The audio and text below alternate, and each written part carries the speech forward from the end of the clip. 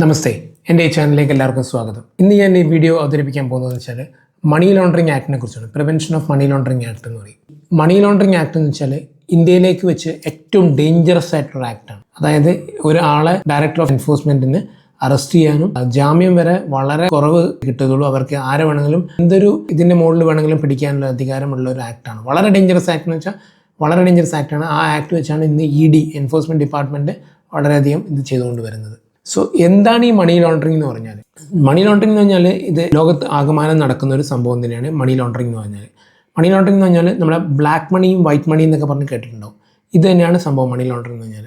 നമ്മുടെ black മണീനെ white മണിയാക്കി മാറ്റുക, അല്ലെങ്കിൽ അൺടെയിൻറ്റഡ് മണി എന്ന് പറയും ഡെഫിനിഷനിൽ. അൺടെയിൻറ്റഡ് മണീനെ ടെയിൻറ്റഡ് മണിയാക്കി മാറ്റുക.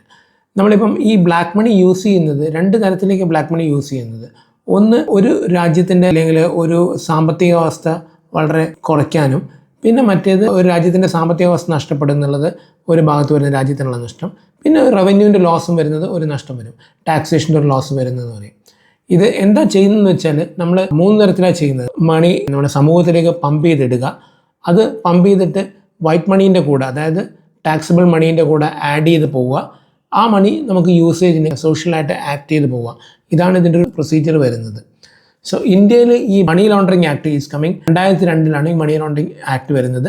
17/1/2003 മുതലാണ് ഇത് വളരെ എഫക്റ്റീവായിട്ട് വരുന്നത്. മണി ലോണ്ടറിങ് ആക്ട് പ്രകാരം രണ്ട് തരത്തിലുള്ള ലയബിലിറ്റീസാണ് വരുന്നത് ഒരാൾക്ക്. ഒന്ന് സിവിൽ ലയബിലിറ്റിയും സിവിൽ കേസസും, ഒന്ന് ക്രിമിനൽ ലയബിലിറ്റിയും വരും.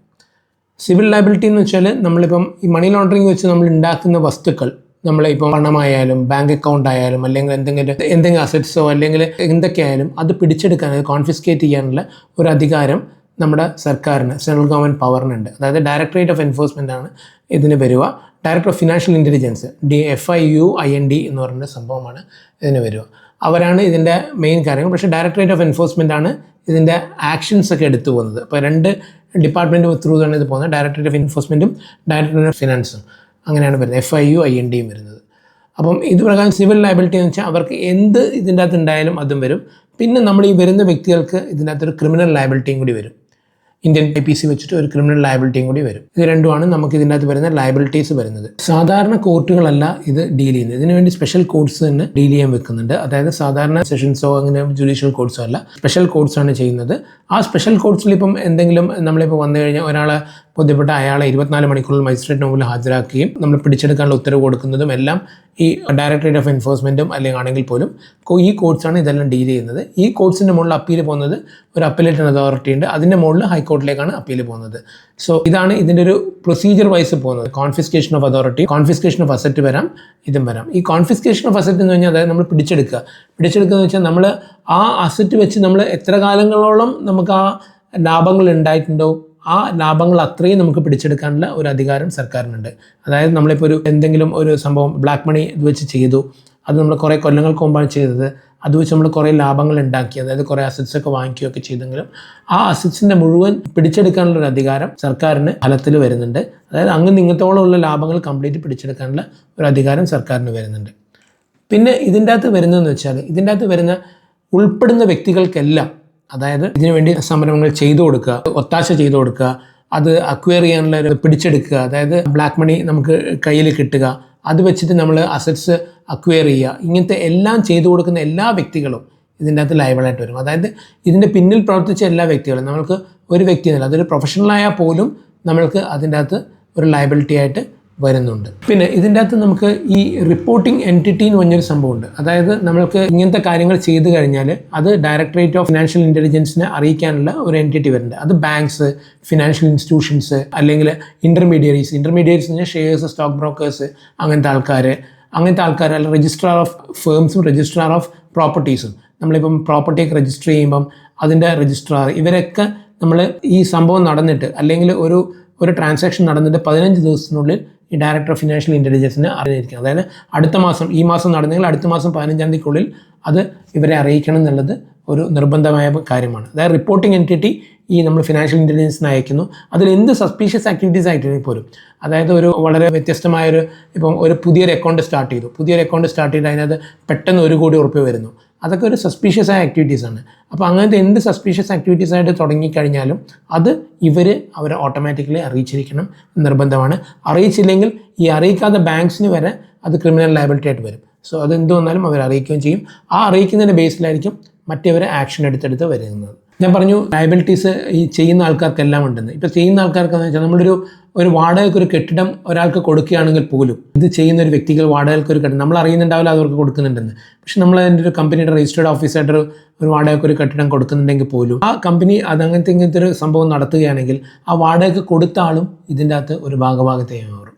പിന്നെ ഈ കമ്പനിയുടെ ഫോർമേഷന് വേണ്ടി രജിസ്ട്രേഷന് വേണ്ടിയിട്ട് പ്രവർത്തിച്ച എല്ലാ വ്യക്തികളും, അതൊരു ചാർട്ടേഡ് അക്കൗണ്ട് ആയാലും കമ്പനി സെക്രട്ടറി ആയാലും ആരായാലും പോലും അവരും ഇതിൻ്റെ അകത്ത് ഭാഗഭാഗത്തായി വരും.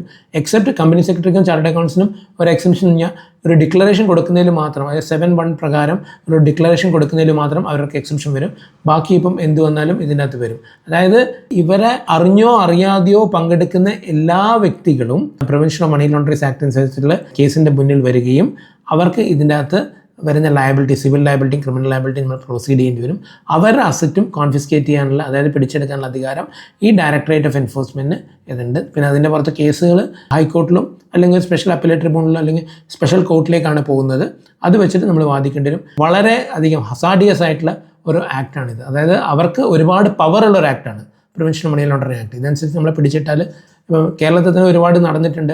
ഇപ്പോൾ ഈയിടയ്ക്ക് മുതിർന്ന ഒരു വ്യക്തിൻ്റെ ഒരു മരണം വരെ നടന്നത് ഇതിൻ്റെ പുറകിലാണ് പറഞ്ഞു കേൾക്കുന്നുണ്ട്. അതൊക്കെ സർക്കാർ തീരുമാനിക്കേണ്ട അല്ലെങ്കിൽ കേസിൻ്റെ ആസ്പെക്റ്റിലാണെന്ന് പറയുന്നത്. പക്ഷേ PMLA ആക്ട് വെച്ച് പഠിച്ചു കഴിഞ്ഞാൽ വളരെ ബുദ്ധിമുട്ടായി വരുന്ന ഒരു ആക്ടാണ്. ഞാൻ നേരത്തെ പറഞ്ഞു റിപ്പോർട്ടിംഗ് എൻറ്റിറ്റി എന്ന് പറഞ്ഞു, അത് ബാങ്ക്സും മറ്റും ഈ വ്യക്തി ആരാണോ അക്കൗണ്ട് തുടങ്ങുന്നത് അവരുടെ KYC റെക്കോർഡ്സ് കൃത്യമായി പരിശോധിക്കണം. KYC റെക്കോർഡ്സ് എന്ന് പറഞ്ഞാൽ അതിനകത്ത് ആധാർ കാർഡ് ആവാം, പാൻ കാർഡ് ആവാം, ഡ്രൈവിംഗ് ലൈസൻസ്, അങ്ങനത്തെ കാര്യങ്ങളെല്ലാം പരിശോധിച്ചിട്ട് ക്ലിയർ ആണെന്ന് മാത്രമേ ചെയ്യാൻ പറ്റുള്ളൂ. ഒരു കമ്പനിയുടെ അക്കൗണ്ട് സ്റ്റാർട്ട് ചെയ്യുകയാണെങ്കിൽ കമ്പനിയുടെ സർട്ടിഫിക്കറ്റ് ഓഫ് ഇൻകോർപ്പറേഷൻ, മെമ്മറാണ്ടം ഒക്കെ ചോദിക്കുക, അത് വേണ്ടി വരും, അത് അവർ ആവശ്യപ്പെടും. അതേപോലെ ഒരു പാർട്ട്ണർഷിപ്പ് ഫേം ആണെങ്കിൽ അതിൻ്റെ രജിസ്ട്രേഷൻ ഡീൽസും, പാർട്ട്ണർഷിപ്പ് ഡീഡ്, അതിൻ്റെ രജിസ്ട്രേഷൻ, അങ്ങനത്തെ കാര്യങ്ങൾ, ട്രസ്റ്റ് ആണെങ്കിൽ രജിസ്ട്രേഷൻ ഡീൽസ്, ഇതെല്ലാം നമ്മൾ ചോദിക്കും. ഇപ്പോൾ ആ ബാങ്ക്സിന് അതൊരു സസ്പീഷ്യസ് ആക്ടിവിറ്റീസ് ആയിട്ട് തോന്നുകയാണെങ്കിൽ അവർ കൂടുതൽ അതിൻ്റെ കാര്യങ്ങൾ ശ്രദ്ധിക്കണം എന്നാണ് പറയുന്നത്. അവരതിൻ്റെ കൂടുതൽ കാര്യങ്ങൾ ചോദിക്കും. കൂടുതൽ കാര്യങ്ങൾ നമ്മൾ കൊടുക്കുന്നില്ലെങ്കിൽ ആ അക്കൗണ്ട് അവിടെ വെച്ച് ഫ്രീസ് ഔട്ട് ആവും. അങ്ങനത്തെ കാര്യങ്ങൾ മുന്നോട്ട് കൊണ്ടുപോകാൻ നമുക്ക് ബുദ്ധിമുട്ടായി മാറും. അപ്പോൾ അതായത് ബാങ്ക്സിൻ്റെ സിവിൽ ലയബിലിറ്റി ഉണ്ട്. ബാങ്ക്സ് എപ്പോഴും അതിൻ്റെ കേസിൽ ബാങ്ക്സ് ആയാലും ഇൻഷുറൻസ് കമ്പനി ആയാലും ആരായാലും, ഇൻക്ലൂഡിങ് ഈവൻ ഒരു 20 ലക്ഷത്തിന് മുകളിൽ കച്ചവടം നടത്തുന്ന റിയൽ എസ്റ്റേറ്റ് ഏജൻസ് ആയാൽ പോലും ഇത്തരം ആക്ടിവിറ്റീസ് വന്നു കഴിഞ്ഞാൽ ഈ ഡയറക്ടർ ഓഫ് ഫിനാൻഷ്യൽ ഇൻ്റലിജൻസിനെ അറിയിച്ചിരിക്കണമെന്ന് PMLA ആക്ടിൽ പറയുന്നുണ്ട്. നമുക്ക് ഇങ്ങനത്തെ റെക്കോർഡ്സ്, അതായത് ഇവരുടെ റെക്കോർഡ്സ്, ഈ ക്ലയൻറ്റിൻ്റെ റെക്കോർഡ്സ് മറ്റ് ബാങ്ക്സും മറ്റും 5 കൊല്ലത്തോളം കീപ്പ് ചെയ്യണം. അതായത് ട്രാൻസാക്ഷൻ നടന്നിട്ട് 5 കൊല്ലത്തോളം കീപ്പ് ചെയ്യണം എന്ന് പറയുന്നുണ്ട്.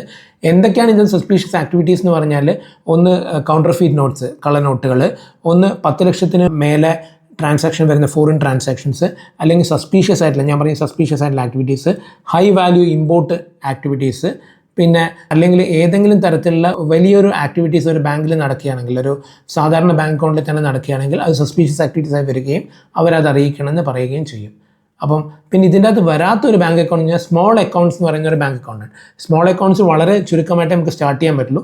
സ്മോൾ അക്കൗണ്ട് അതിൻ്റെ പുറത്തും ബാങ്കിന് കൺട്രോൾ ഉണ്ട്. സ്മോൾ അക്കൗണ്ട്സ് എന്ന് പറഞ്ഞാൽ ഒരു മാസം 10,000 രൂപ മാത്രം വിഡ്രോവൽ വരികയും ഒരു വർഷത്തിൽ 1 ലക്ഷം രൂപ മാത്രമേ അതിന് ഡെപ്പോസിറ്റ് വരികയും ഒരു അക്കൗണ്ടാണ് സ്മോൾ അക്കൗണ്ട്സ്. അതിന് സാധാരണ ഒരു വെരിഫിക്കേഷൻ ഡോക്യുമെൻറ്റ് മാത്രം മതി. ബാക്കി എല്ലാവർക്കും KYCയും അതിൻ്റെ വെരിഫിക്കേഷൻ കൊടുത്താൽ മാത്രമേ നമ്മൾ ബാങ്ക് അക്കൗണ്ട് ഓപ്പൺ ചെയ്യാൻ പറ്റുള്ളൂ. ഇതാണ് ഇപ്പോൾ ബാങ്ക് കറണ്ട് അക്കൗണ്ട് ആയാലും മറ്റേതായാലും ബാങ്ക് ഇത്രയും ഒരു അക്കൗണ്ട് സ്റ്റാർട്ട് ചെയ്യാൻ വളരെ സ്ട്രിക്റ്റ് ആവുന്നതിൻ്റെ കാര്യങ്ങൾ മറ്റും ഇതാണ്. എൻ്റെ ഈ ചാനൽ കണ്ടതിൽ എല്ലാവർക്കും നന്ദി. സബ്സ്ക്രൈബ് ചെയ്യുക, ലൈക്ക് ചെയ്യുക. കൂടുതൽ വീഡിയോകൾക്കായി നോട്ടിഫിക്കേഷൻ ബട്ടൺ അമർത്തുക. ഒരിക്കൽ കൂടി രതീഷ് സൈനിങ് ഓഫ്.